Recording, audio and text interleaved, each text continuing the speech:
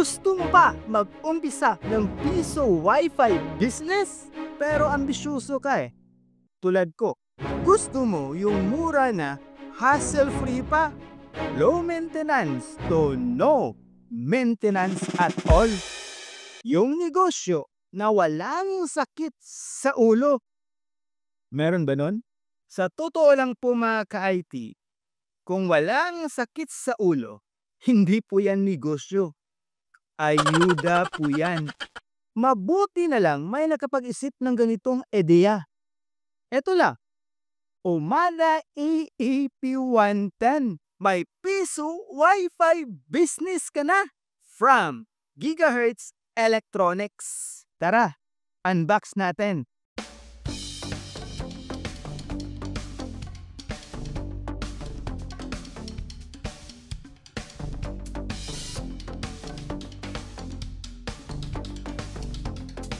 Yan, simple lang po talaga mga ka-IT. You have this set of EAP110. Ang importante lang po dito is itong vouchers and instructions. The student personal services stuff. Talang, ano ba to? Kala ko ba voucher? Baliktad pala mga IT. Ito pala yung vouchers. Ikaw naman guys, hindi mo sinabing baliktad. Ito na po yung libreng vouchers and manual.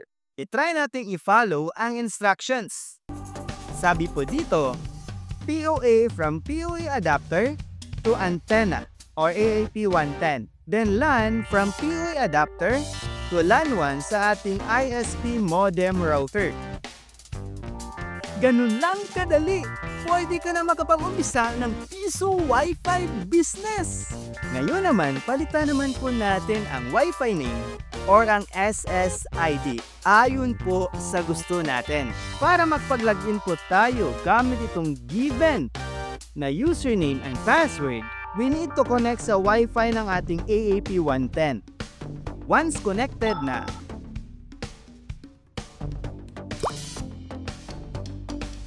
wala pa po tayong internet access. We need to use one voucher, so pili lang po tayo dito. Para maging part po tayo ng subnet ng ating access point, para magkaroon po tayo ng internet connection. So yun, may internet access na. Again po mga ka-IT, we need to connect sa Wi-Fi po ng ating AP110 and then kailangan natin gumamit ng voucher para magkaroon po tayo ng internet access. Nang sa ganun po, ma-access po natin ang gigahertzpisowifi.net/login website. Login na tayo using the given username and password.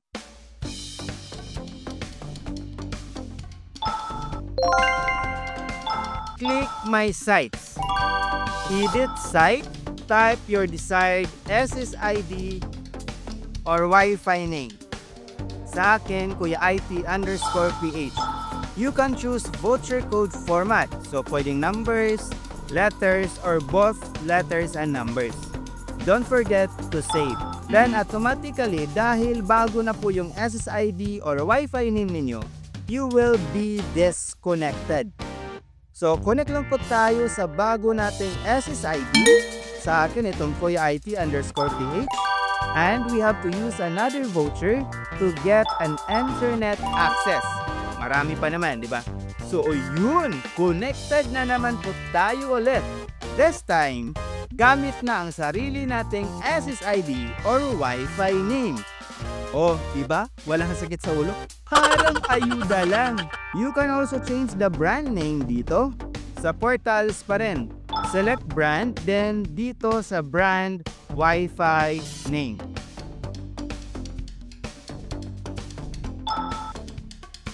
That's it! Pwede ka na makapag-umpisa ng piso Wi-Fi business mo. Eh, Kuya IT, paano gumawa ng mga vouchers? Kung sakaling naubos na po yung libreng vouchers. To create or make printed vouchers, login po tayo ulit sa gigahertzpisowifi.net/login. Click the portal voucher, scroll down, and click Add Voucher Settings. Click the For Printing, you can customize your printed voucher. The price, the duration, speed limit, and save. In this example, 10 pesos voucher po ito. You can also make 5, 1, 20, and so on. Depende po sa need ninyo. Click the green button to generate your printed voucher. You need to input a group name. You can also change the code length or haba ng code and the number of vouchers na gusto mong i-print. Sa akin, since for 10 pesos po ito, pangalanan ko na lang po ito ng 10 pesos as group name. Click Submit. Maganda dito sa PC po natin gagawin. Dito nyo makikita ang voucher group na nagawa po ninyo. To print, click the vouchers icon. Dito makikita ninyo yung mga groups. Piliin nyo lang kung alin sa mga ito ang gusto ninyong i-print. Try natin itong ginawa ko. Yan. Ready to print na. O, marunong ka na mag-print ng piso Wi-Fi vouchers mo. Ito lang po yung tandaan ninyo mga ka-IT. Paalala po lang. Wag na wag po ninyong i-reset or i-hide reset ang inyong EAP110. Dahil kapag ginawa po ninyo yan, malaking problema. Pero kung gusto po ninyo ng hassle at sakit ng ulo, i-reset nyo na. Ang kagandahan pa nito mga ka-IT, sa Piso Wi-Fi voucher type na ito, pwede ang e-wallet like GCash and PayMaya. Pwede po tayong makagawa ng vouchers for e-wallet purposes. Sa dashboard, click lang po natin ang e-wallet voucher. So, you customize your e-wallet voucher, price, duration, speed limit, and save. Ang ginawa po niyong e-wallet voucher will reflect as price selection. Depende kung ilan po ang ginawa ninyo. Makikita ng client nyo dito if the client choose to pay via e-wallet. So, itry po natin. Kukunik ako sa Kuya IT_PH Wi-Fi. Wala akong pera. Pero may GCash ako. Dito sa portal, kung wala kayong makikita na GCash logo or PayMaya logo, tap nyo lang ang copy link, then open a web browser, and paste and go. Yan, lilitaw na ang logo ng mga e-wallets. Tap natin ang select amount. Pili ka lang sa gusto mo. Sa akin, 5 pesos lang. Then tap your chosen e-wallet. Sa akin, GCash. Wait a few seconds. Supposed to be, may lalabas yan dito. Kaso, hindi lumabas kasi wala akong internet access. The good thing is, bibigyan ka ng free 3 minutes Wi-Fi internet access to process your e-wallet payment. So, gawin mo lang is tap Return to Portal, then click GCash again. Yun! Lumabas na. Tap Open GCash. Login ka sa GCash mo via biometrics or MPIN. You will be redirected dito. Tap Pay. Yan o, may voucher ka na. Tap Connect Now. Oh, see that? Diba ang galing? Speed test nga natin.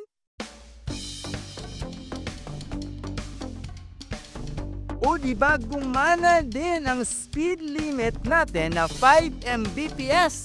Diba may nag-connect sa Piso Wi-Fi mo gamit ang GCash? So paano mo naman makuha ang GCash income mo? So login lang po tayo sa gigahertzpisowifi.net/login. Sa dashboard mismo, makikita mo ang iyong earnings. May bawas na mga about 2.5%, siguro processing fee po yan. So tap mo lang ang request payout. Pero may threshold siya mga ka-IT na 100 pesos. You can only withdraw if na-meet mo ang threshold. So select lang new account at saan e-wallet or bank mo gustong i-transfer. Fill out lang as needed and submit. Diba ang astig? Sa halagang 2,600 pesos lang. Pwedeng bababa pa yan gamit ang voucher. So you can have this voucher type Piso Wi-Fi. Pero hindi pa tayo tapos. Kuya IT, tamad ako Gusto ko yung natutulog lang ako pag gising ko. May income na. Trabahuso na yan para sa akin na sa akin pa sila bibili ng mga vouchers. Gusto ko passive income ba? Walang problema mga ka-IT. From this, pwede nating lagyan ng piso Wi-Fi vendo. Ha? Pwede? Yes po mga ka-IT. Sa Gigahertz Electronics, walang imposible. Free ba? Anak ng kanding, full automation na po yan. Siyempre, you have to buy the vendo. Sa Gigahertz Electronics pa din. Palagi ko sana ito sa ayuda eh. Puro libre utak eh. Tara na, unbox na natin ang piso Wi-Fi vendo.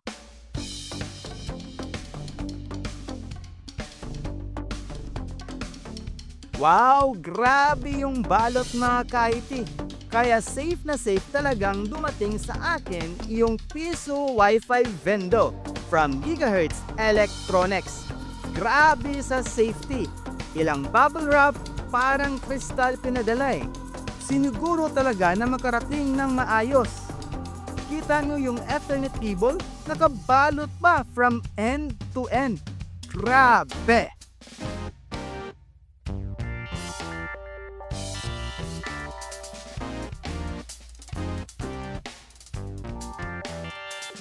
At ito na ang vendo. Paano natin ito ikabit sa ating AEP-110? Kailangan ba ng Ethernet cable? Nunid na ang Ethernet cable. Hassle na yan mga ka-IT. May instructions po dito. I-try po natin kung kaya kong paganahin. On na natin ang vendo. Press hold natin tong button for 15 seconds.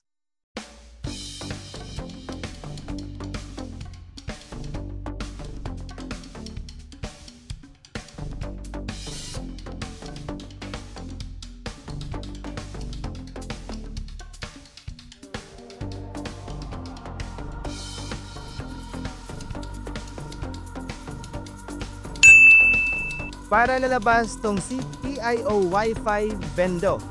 Connect tayo. Once connected na sa PIO vendo, open a web browser. Type 192.168.4.1. Lalabas po ito. Ito ang MAC address ng iyong vendo. Please copy po ninyo mga ka-IT or ilista po ninyo. Dahil kailangan po natin yan mamaya. As of now, input natin dito ang Wi-Fi name ng ating TP-Link AEP-110 as is. Case sensitive po ito kaya i-type ninyo as is. Sa akin, capital K and capital IT. Then may underscore. Tap save. Paglabas nito ka-IT, remove the power adapter ng ating vendo at ibalik lang din po natin. This is to reboot the vendo.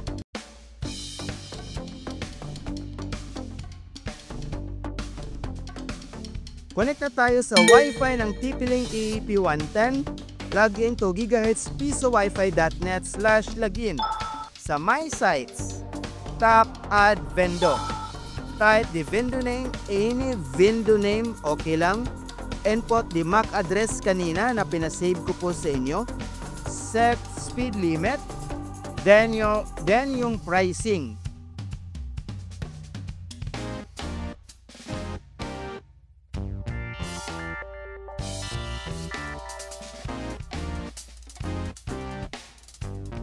Duration, and submit.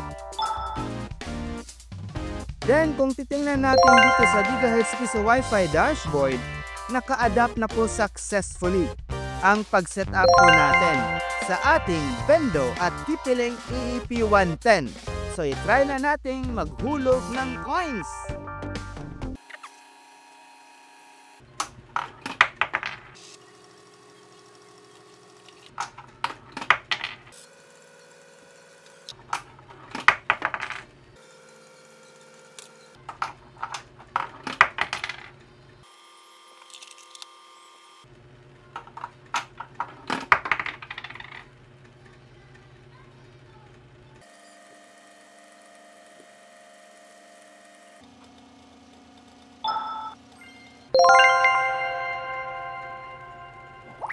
Oh, ayos! Tama naman ang binigay nila na time.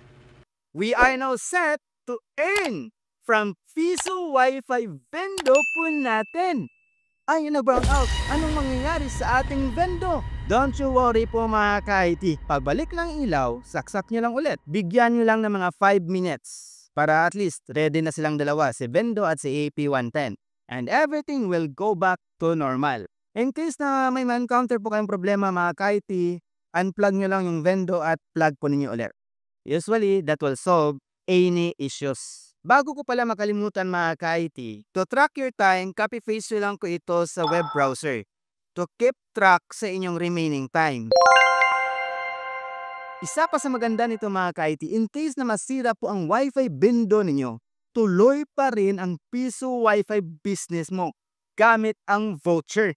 Wala ka talagang talo dito mga ka-IT, kaya order na dahil paubos na po ang stock sa Gigahertz Electronics. Speaking of kita po pala mga ka-IT, para tuloy pa rin ang kita sa Piso Wi-Fi business mo kahit brownout, watch this.